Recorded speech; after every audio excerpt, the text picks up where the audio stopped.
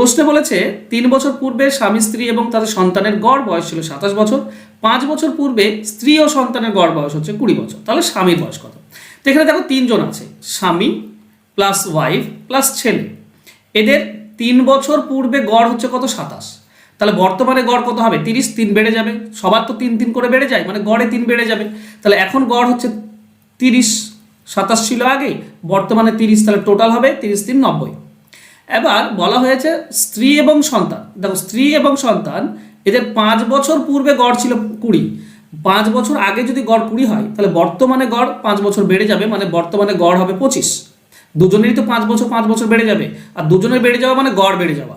তো 25 যদি দুজনের গড় হয় তাহলে দুজনের টোটাল হবে এটা 50।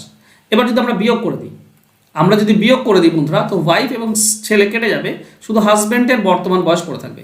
উপরটা 90, সেখান থেকে 50 বিয়োগ, তার মানে 40। তাহলে হাজব্যান্ডের বর্তমান বয়স হচ্ছে 40, অ্যান্সার হবে অপশন বি। আশা করছি পুরো ব্যাপারটা ক্লিয়ার। যদি ক্লিয়ার হয় তাহলে একটু লাইক করে দাও, শেয়ার করে দিলে আরও ভালো। আর এগুলো যদি আরও ডিটেলসে বুঝতে চাও তাহলে আমার YouTube channel matrix by Hasnat follow করো।